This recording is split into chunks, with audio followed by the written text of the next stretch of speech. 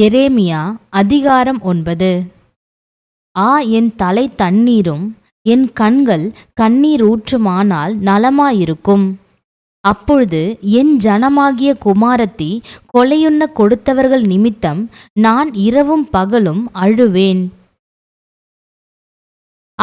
வனாந்தரத்தில் வழிப்போக்கரின் தாபரம் எனக்கு இருந்தால் நலமாயிருக்கும். அப்பொழுது நான் என் ஜனத்தை விட்டு அவர்களிடத்தில் இராதபடிக்கு போய்விடுவேன். அவர்கள் எல்லோரும் விபச்சாரரும் துரோகிகளின் கூட்டமுமாயிருக்கிறார்கள். அவர்கள் பொய்யை பிரயோகிக்க தங்கள் நாவாகிய வில்லை வளைக்கிறார்கள்.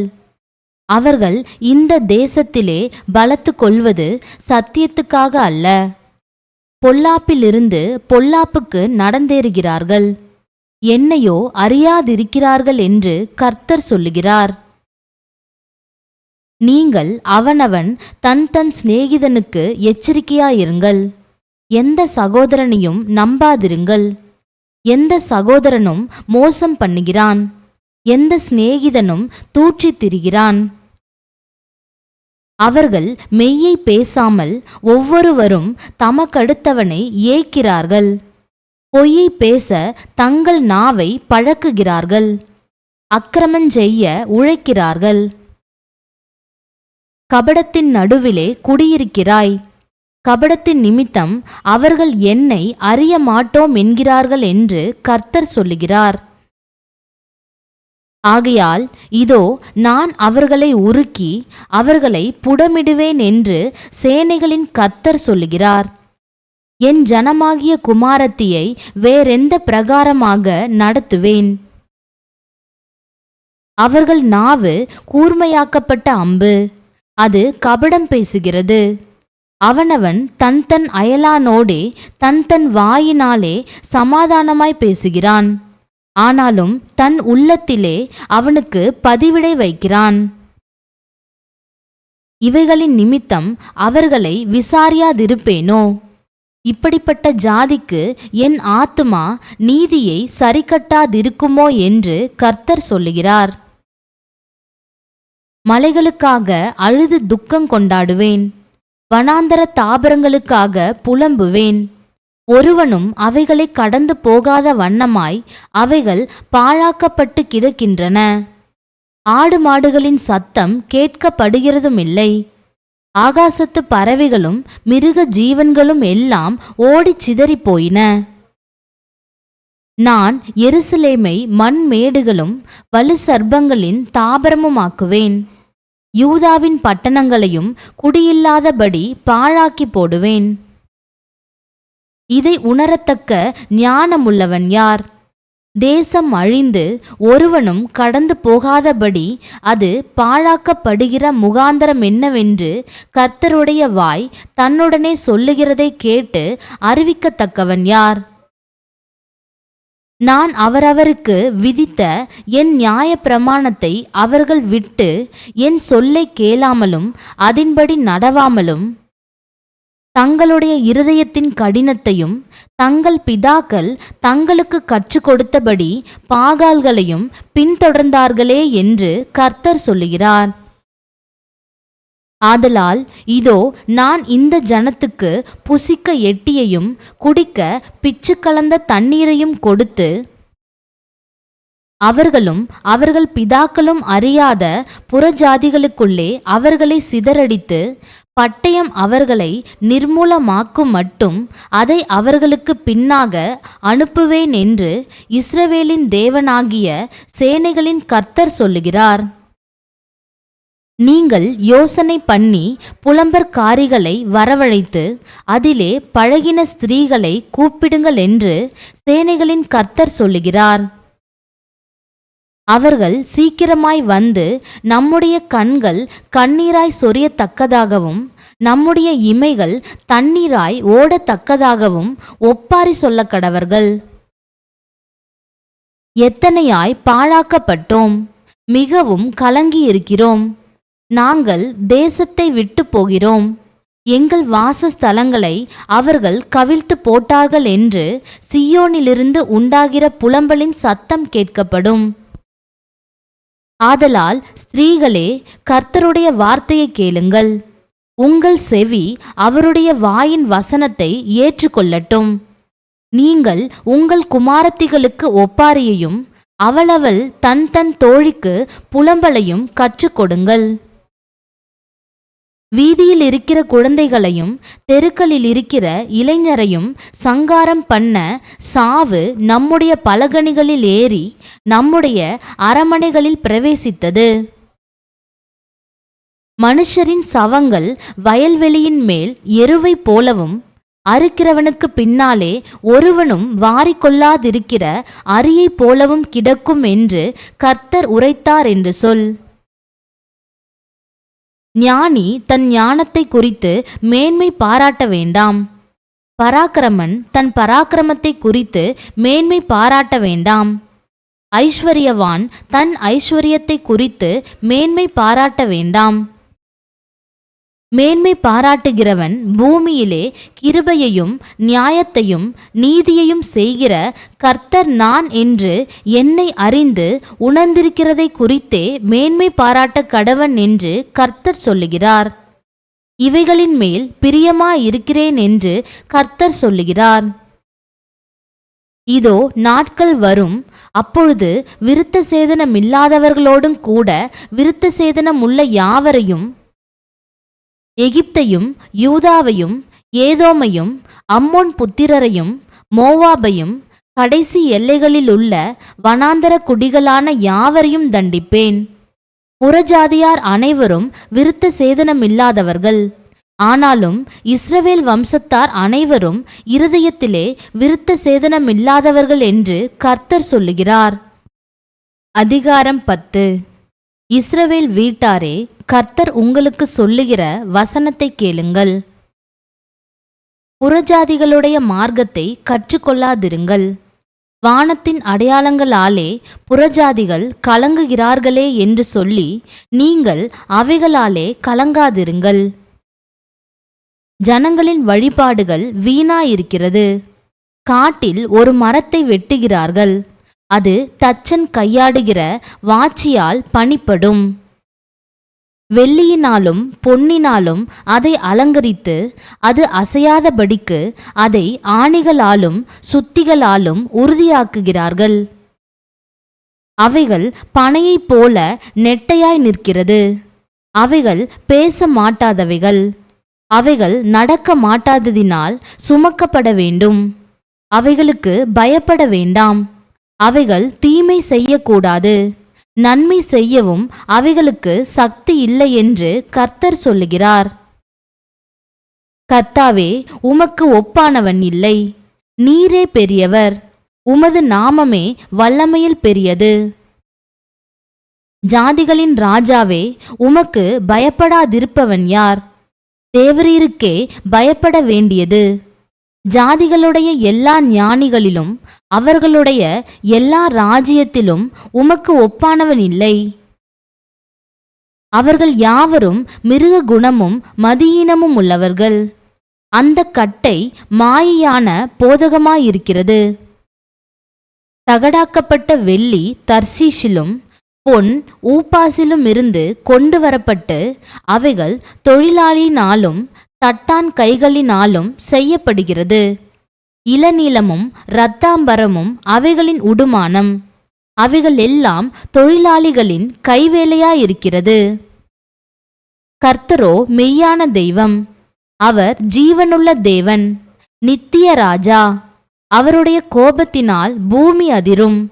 அவருடைய உக்கிரத்தை ஜாதிகள் சகிக்க மாட்டார்கள்.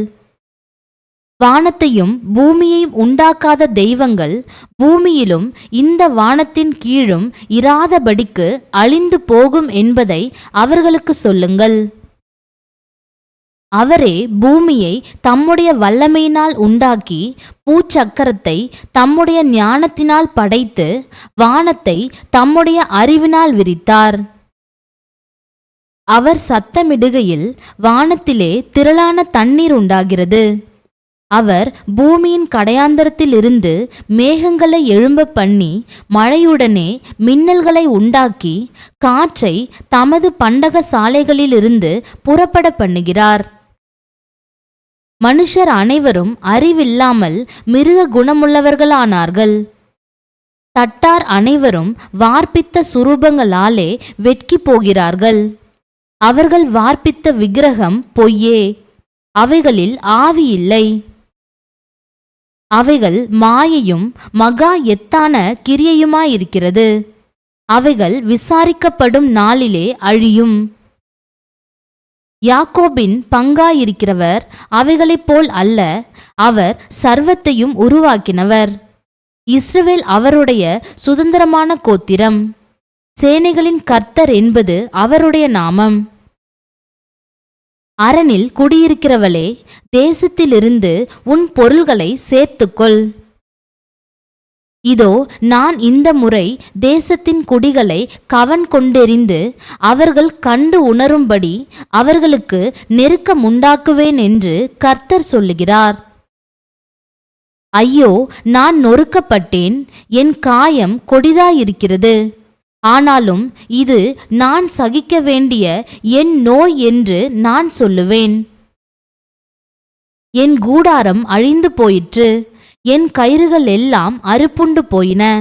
என் பிள்ளைகள் என்னை விட்டு போய்விட்டார்கள், அவர்களில் ஒருவனுமில்லை. இனி என் கூடாரத்தை விரித்து என் திரைகளை தூக்கி கட்டுவாரில்லை. மேய்ப்பர்கள் மிருக குணமுள்ளவர்கள் ஆகி கர்த்தரை தேடாமற் போனார்கள்.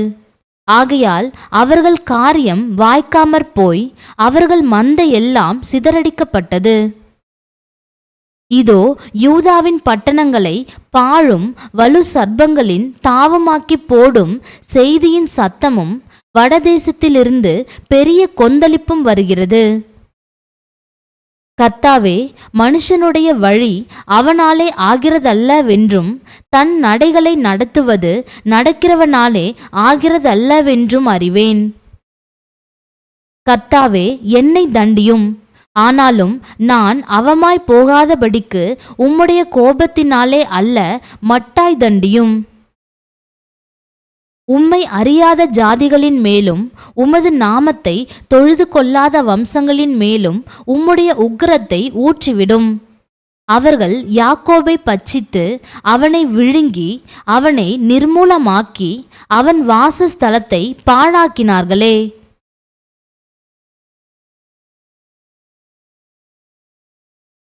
அதிகாரம் 11. கர்த்தராலே எரேமியாவுக்கு உண்டான வசனம். நீங்கள் கேட்டு யூதாவின் மனுஷருக்கும் எருசலேமின் குடிகளுக்கும் சொல்ல வேண்டிய உடன்படிக்கையின் வார்த்தைகளாவன. என் சத்தத்தை கேட்டு நான் உங்களுக்கு கற்பிக்கிறபடியே எல்லா காரியங்களையும் செய்யுங்கள். அப்பொழுது நீங்கள் என் ஜனமாயிருப்பீர்கள், நான் உங்கள் தேவனாயிருப்பேன். நான் உங்கள் பிதாக்களை இருப்பு காலவாயாகிய எகிப்து தேசத்திலிருந்து புறப்பட பண்ணின நாளிலே அவர்களுக்கு கற்பித்த இந்த உடன்படிக்கையின் வார்த்தைகளை கேளாத மனுஷன் சபிக்கப்பட்டவன் என்று இஸ்ரவேலின் தேவனாகிய கர்த்தர் உரைக்கிறார் என்று அவர்களுக்கு சொல்லு. இன்றைய தினம் இருக்கிறபடி பாலும் தேனும் ஓடுகிற தேசத்தை உங்கள் பிதாக்களுக்கு கொடுப்பேன் என்று நான் அவர்களுக்கு இட்ட ஆணையை நான் திடப்படுத்தும்படி இப்படி ஆகும் என்றார். அதற்கு நான் பிரதியுத்தரமாக, அப்படியே ஆகக்கடவது கர்த்தாவே என்றேன். அப்பொழுது கர்த்தர் என்னை நோக்கி, நீ யூதாவின் பட்டணங்களிலும் எருசலேமின் வீதிகளிலும் இந்த வார்த்தைகளையெல்லாம் கூறி இந்த உடன்படிக்கையின் வார்த்தைகளை நீங்கள் கேட்டு அவைகளின்படியே செய்யுங்கள். நான் உங்கள் பிதாக்களை எகிப்து தேசத்திலிருந்து வரப்பண்ணின நாள் முதல் இந்நாள் மட்டும் நான் அவர்களுக்கு திட சாட்சியாய் என் சத்தத்தை கேளுங்கள் என்று ஏற்கனவே சாட்சி விளங்கத்தக்க விதமாய் எச்சரித்து வந்தேன். ஆனாலும் அவர்கள் கேளாமலும் தங்கள் செவியை சாயாமலும் போய் அவரவர் தம் தம் பொல்லாத இருதய கடினத்தின்படி நடந்தார்கள்.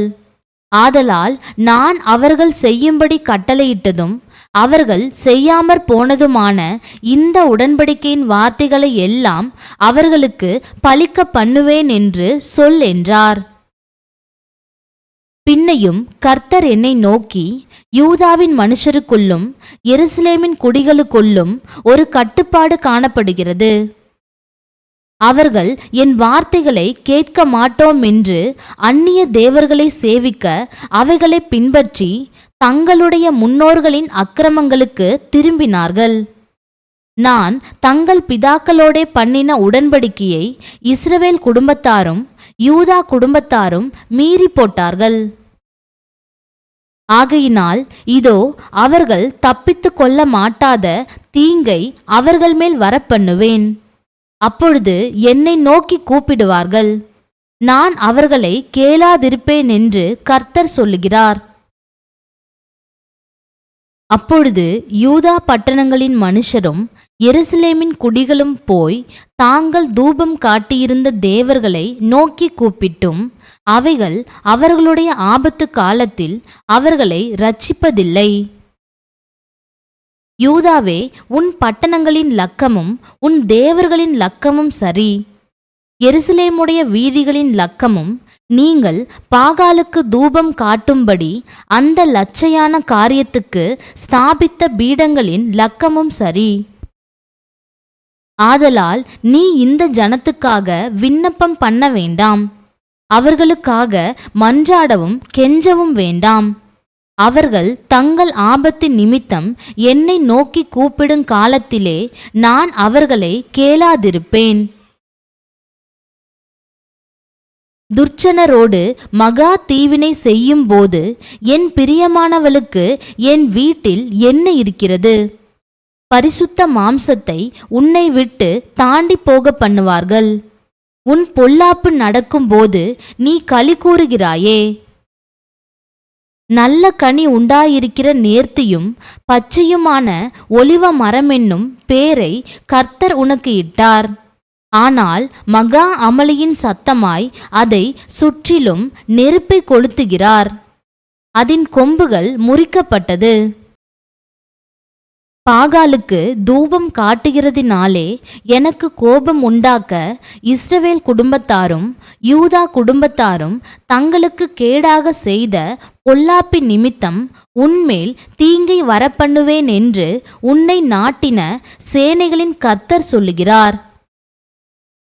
அதை கர்த்தர் எனக்கு அறிவித்ததினாலே அறிந்து கொண்டேன்.